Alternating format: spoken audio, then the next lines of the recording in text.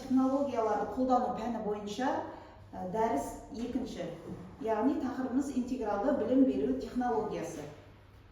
Жоспарымызға тоқталып өтетін болсақ, біріншіден интегралдық білім беру технологиясы, екінші интегралды білім беру технологиясының құрылымына тоқталатын боламыз, үшіншіден технологияның артықшылықтары мен кемшіліктері, төртінші химияның өзге пәндермен байланысына тоқталып өтеміз және қорытындыдан тұрады. Интегралды білім беру технологиясына тоқталып өтейік. Дидактикалық орталық пен жеке шығармашылық қарым-қатынас құрылып, пәнаралық байланысқа негізделген төртінші буын технологиясы болып табылады. Интегралды технологияның құрылымында тұрақты және ауыспалы бөлімдері арасы бөлініп тұратын оқыту процесінің ең кіші бірлігі блок сабақтар. Қазіргі интеграциялық оқытудың қарқынды дамуы білім беруде осы оқу үдерісінің тиімділігі оқытушының педагогикалық шеберлігі мен дайындығына тікелей байланысты болып табылады. Сабақтың соңғы элементі дамушы дифференциалды бекіту деп аталады. Оның құрылымы негізгі 3 бөліктен тұрады. Жаңа материалдарды зерттеу, тренинг минимум және қосымша материалдарды зерттеу көлемі болып бөлеміз.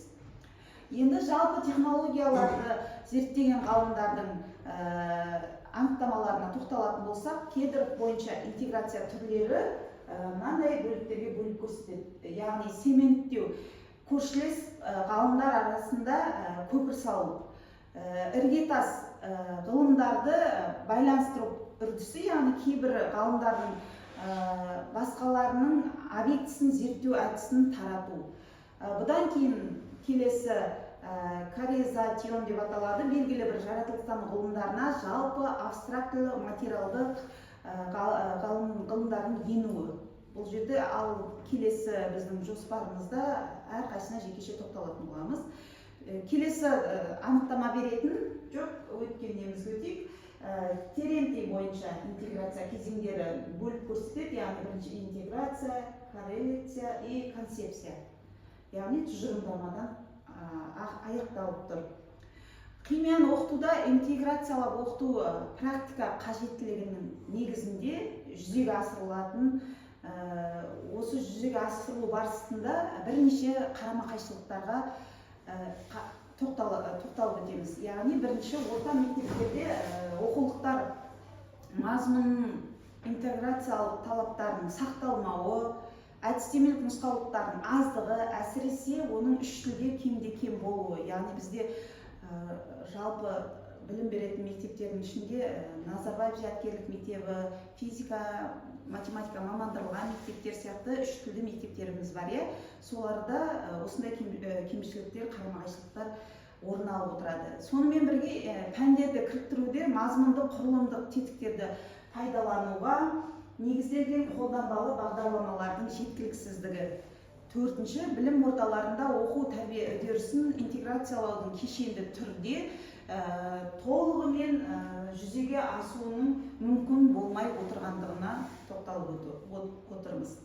Енді келесі ғалымыз Вирулованың өз еңбектерінде оқу пәндерінің интеграциясының бірнеше деңгейі бар екенін атап көрсетеді. Яғни үшке жіктеп отыр. Бұл жерде бірінші алғашқы деңгейінде пәндерді кіріктіру негізінде кешенді ғылым пайда болады. Екінші дидактикалық біріктіру деңгейі.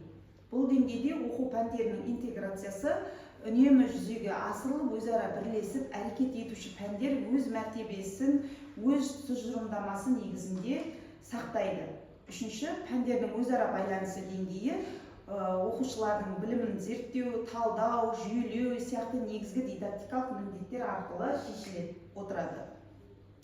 Енді интеграциялық білім беру технологиясының артықшылықтарына тоқталып отырайық. Бұл артықшылықтарында төртке жіктеп қойып отырып, бірінші, дидактиканың маңызды принциптерінің бірі жүйелі оқыту принципін жүзеге асыруға мүмкіндік береді. Екінші, логиканың икемділігін, сыни көзқарасын дамыта отырып, ойлауына дамытуға оңтайлы жағдай жасайды. Төртінші, жүйелі дүниетанымын дамытуға, оқушылардың жеке тұлғасын үйлестіруге ықпал етеді. Яғни көп субъективтілік төмендейді, пәнаралық байланыстар кеңейіп, тереңдей түседі. Білімнің көбірек көлемін алуға мүмкіндік туады. Төртінші, ол мектеп оқушыларын оқытуды ынталандыру құралы болып табылады. Белсендіруге көмектеседі, белсенділік оқытушыларды шығармашылыққа баулиды екен. Енді осы интегралдық білім беру технологиясының артықшылықтарымен бірге кемшіліктері де бар төмендегідей, яғни сабақтың тығыздығының артуы, егжей-тегжейлі болмауы, жеке жағдайлары және сабаққа дайындалу кезіндегі көп уақыт шығындары. Оны сіздер практика барысында да, кешегі педагогикалық практика барысында да өздеріңіздің бастарыңыздан өткіздіңіздер. Бірнеше технологияларды сабақ барысында енгізе отырып, сабақтастық дәрежесіне жету үшін уақыт үйден көп дайындықпен бару керек екендігін өздеріңіз бастарыңыздан кештіңіздер. Келесі, химия пән тақырыптарын интеграциялау мақсатындағы жұмыстарға тоқталып өтейік. Бұл жерде төртке жіктеп отырып, танымдық қызметтікке ынталандыру бірінші, екінші ұғымдарды, яғни талдау, олардың басқа пәндердегі ара қатынасын, сәйкестілігін түсіндіру, үшінші интеграциялық, яғни білім берудің мәнін, мақсатын, міндеттерін, әдіс тәсілдерін анықтау, төртінші пән арасындағы өзара байланысты белгілі бір жүйемен іске асыру. Келесі тоқталатынымыз интеграциялауда мына талаптарды қояды. Яғни бірінші, өз білім үнемін жетілдіру, болашақ мұғалім мамандығына және мектептегі мұғалімдерге, шығармашылық қабілетті дамыту, сонымен қатар басқа жеке пәндерден алған білімдермен байланыстыру, заманауи технологияларды игеру, қоғамда өз орнын таба білу, теориялық білімді практикада пайдалана алу, проблеманы көре білу, оны шешу жолдарын тауып пайдалана білу, жобаны құрастыра білу, балама шешімді іздестіре алу деп шектеп отыр.